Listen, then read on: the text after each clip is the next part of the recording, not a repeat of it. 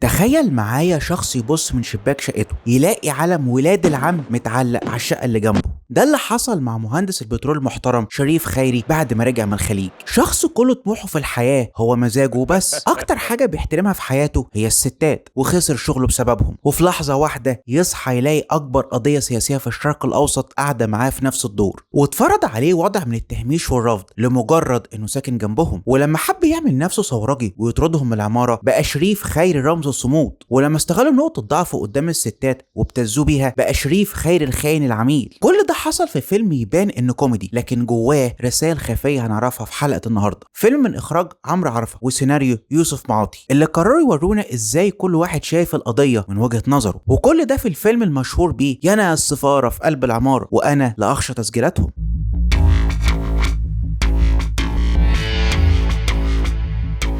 العمارة هنا مش مجرد جدران، ده رمز للوطن اللي اتفرض عليه جيرة مش على مزاجه، وخلت العيشة جواه كأنها في معتقل. ونبدأ بشريف خيري، المهندس اللي قضى عمره في الخليج عايش لنفسه بس. هو مش مهتم بالسياسة ولا بالقضية، هو عايز يعمل عيد ميلاد كل يوم مع واحدة شكل، وجمع قرشين حلوين ومقضيها ستات وسهر. راجع مصر وهو ميت سياسيا، ملوش في أي حاجة ولا بتشغله قضايا الوطن. هو عايز شقته وسريره ومزاجه وبس. شريف هنا هو المواطن اللي بيحاول يهرب من الواقع، بس الواقع بيخبط على بابه كل يوم في صورة تفتيش وتصاريح. بس حتى فكرة هروبه من القضية لمجرد انه بعيد خلته يكون له طار عندهم، وانك مهما كنت بعيد عن القضية فهي تخصك بشكل او باخر. شريف بيمثل شريحة كبيرة من الناس اللي اختارت الكنبة وهروبها من الواقع. لكن الصدمة لما لقى علم ولاد العم متعلق على الشقة اللي جنبه. شريف ما كانش مناضل، هو كل مشكلته مع السفارة مشكلة امنية وشخصية. الامن منع صحابه يجوا لان لازم يتبلغ قبلها عشان يطلع لهم تصاريح، وده هيضر مصلحته الشخصية، وان الستات تدخل زي ما هو عايز مش حسب التصريح الامني. اما يجي ايام الملذات اللي راجع يعيشها بقت دوشه وجع دماغ، لان دخول شريف عمارته كانه بيعبر الحدود، بيعدي على كماين وتفتيش وحراسه، ورايح فين ومين جاي لك. حتى قدام شقته في طابور من الحرس الخاص. بيته اللي المفروض ان هو يكون مكان راحته تحسها بقت منطقه حرب. وده اللي شفناه لما شريف جاب فتاه ليل عنده في الشقه واتضرب عليهم صاروخ، وعرفت ان ساكن جنبه، رمت الفلوس في وشه وقالت له يا كلب يا عميل تجيبني انا هنا. وده بين لك المبدا اللي عندها، ان شغلها عادي انما هم لا.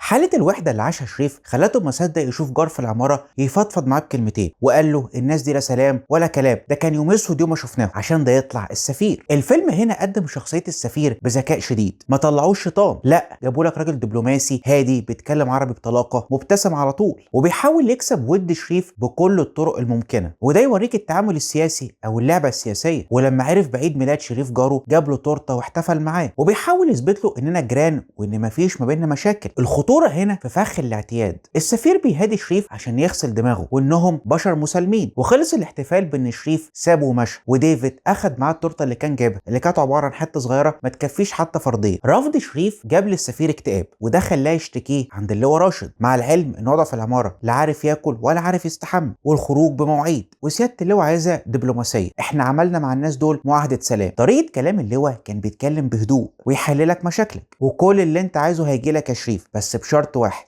ما توجعش دماغنا مع الجماعة اللي جنبك. راشد كان بيلعب دور المهدئ اللي عايز المركب تمشي بأي تمن، حتى لو ده على حساب راحة شريف جوه بيته. وقال له انت عايز تكون ضد مصلحة الدولة العليا؟ وشريف قال له لا يا باشا، بس انا مش عايزكم تكونوا ضد مصلحتي انا السفلى. وده رد ساخر من شريف بين لك مين اللي فوق ومين اللي تحت، ومين اللي بيتعمل له حساب ومين ملوش أهمية. رجوع شريف من السفر وافتكر صحابه القدام اللي كان عارفهم من قبل ما يسافر، رجع لقاهم على نفس حالهم ونفس القعدة، بين واحد رافض كل حاجة في الحياة وشغلته انه يقول لا ويعترض، وواحد تاني دكتور بيطري ظروف الحياه جايه عليه، بين مشاكله مع طليقته انها اخدت منه العيال، ده غير كمان مصاريف النفقه خلته شخص عايش اليوم بيومه، مش بيفكر في حاجه في الحياه غير ان مشاكله تتحل. وصديقه راتب حلمي المحامي اللي بيمثل انتهاز الفرصه، ولما عرف بمشكلته قال لك شكلها شغلانه مناسبه وهنطلع منه بقرشين، واقترح عليه انه يبيع الشقه. ولما جه مشتري قال لك انا ما ادفعش جنيه واحد في جيران زي دول. ولما ديفيد عرف ان الشقه معروضه للبيع قال لك الجيران لبعضها، المتر بكام وانا اشتريها. عشان شريف يقول له كلام من تحت لتحت، انت بتقيس المتر بكام وانا بقيسها بالذكريات. في رد باين لك ان الارض مش بالفلوس، الارض بالتاريخ والذكريات، واخد بالك يا عم ديفيد؟ وبعدها شريف بيكمل في نزواته وقابل داليا شهدي، مدرسه في كليه سياسه واقتصاد، بس هي غير كل اللي شريف عرفهم قبل كده من البنات. هي بتمثل البنت من جيل الشباب الثوري والمثقف، البنت اللي شايله شعارات العروبه والمقاطعه، اللي اتطلقت من جوزها لما عرفت انه خاين لان عنده شركه سياحه وبيجيب افواج لشركته من عندهم، ولما عرفت شريف افتكرته زيها وبدات تعرفه على سكه الاحزاب والندوات، وهو كان كل اللي شاغل باله انه يعمل معاها عيد ميلاد.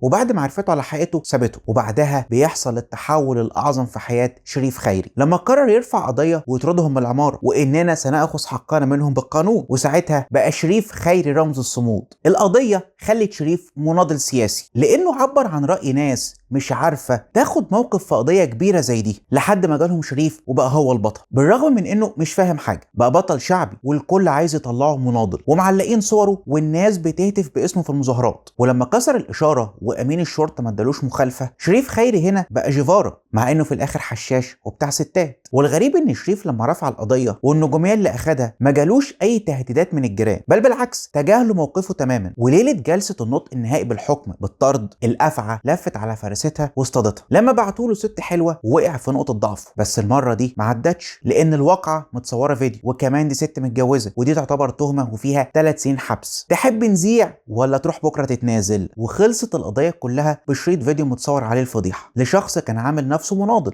وبكده يكون شريف اتحول من رمز الصمود لشريف خيري الخاين العميل، وفضلوا جيران جنب بعض، ويبقى الحال كما هو عليه. بس الابتزاز ما وصلش لدرجه التنازل عن القضيه دي، ورقه ضغط موجوده يقدروا يستفيدوا منها في اي وقت زي ما هم عايزين. ولما الجيران كان عندهم حفله والعدد كان كبير ومكتب السفاره ما كفاش، ديفيد طلب من شريف انه يفتح له شقته ويدخل الضيوف. وبعد ما شريف قال له اصل انا بنام بدري، ديفيد لمح له عن شريط جاله في حاجه تخص شريف، والباقي انتوا فاهمينه. واضطر ساعتها انه يفتح شقته ليهم. وشفنا في الحفله اطراف عمليه الابتزاز بعد ما كانوا من عندهم، وشريف بقى تحت رحمتهم ومطالب يعمل لهم اللي هم عايزينه، لحد ما حصل اللي ما كانش معمول حسابه، استشهاد الطفل اياد ابن صاحبه بالرصاص على ايديهم. هنا الفيلم بيقول لك ستوب، شريف اللي ملوش في القضيه وعامل نفسه محايد، القضيه طالته وبقى له طار عندهم، لان دم الاطفال محدش يستهون بيه. المشهد ده كان نقطه التحول في شخصيه شريف، اللي خلاه يتحول من واحد بيدور على مزاجه وشهواته وانه عايز كل شويه يحتفل بعيد ميلاده مع واحده شكل، لشخص لازم يفوق لنفسه. موت اياد كان الالم اللي فوق شريف من غيبوبته، الصدمه اللي خلت المهندس العجوز العواطلي يكتشف ان الموضوع مش مجرد امن منع الستات انها تطلع، الموضوع في دم وارض وكرامه. هنا شريف بيتحول تحول حقيقي، نفس تحول زكي الدسوقي في فيلم عمارة يعقوبيان لما كان عايش لمزاجه وسهراته بس، لحد لما شاف عمره ضاع من غير ما يخلف عيل، وساعتها قرر يتجوز. كنا عملنا حلقه قبل كده عن الفيلم ده. فيلم السفاره في العماره مش مجرد فيلم كوميدي بنضحك على افيهات عادل امام، ده كان فيلم عن اختلاف الاراء حول القضيه، وان ازاي كل واحد شايفها من منظوره، بين اللي عايش لنفسه وبين مشاكله اللي نسته هو مين في الحياه. وفي الاخر الحقيقه ظهرت لما الدم اتكلم. الفيلم ساب لنا رساله انك ممكن تهرب من السياسه وتقول ماليش دعوه، بس في النهايه قضيتك وناسك ودمك هم اللي هيجيبوك، ومفيش حد يقدر يهرب من جلده. سؤالي ليك في اخر الحلقه، لو انت كنت مكان شريف خيري وشقتك جنبه وعرضوا عليك انهم يشتروها مقابل اي مبلغ انت هتحدده، كنت هتبيع ولا لا؟ هستنى رايك تحت في التعليقات وارد عليك. ودي كانت سينما ميرا وانا محمد ميرا. اشترك على القناه واعمل لايك وشير الفيديو مع اصحابك، وعلى ما نتقابل في حلقه جديده ممكن تتفرج على الحلقه اللي فاتت عن فيلم عماره يعقوبيان. وسلام.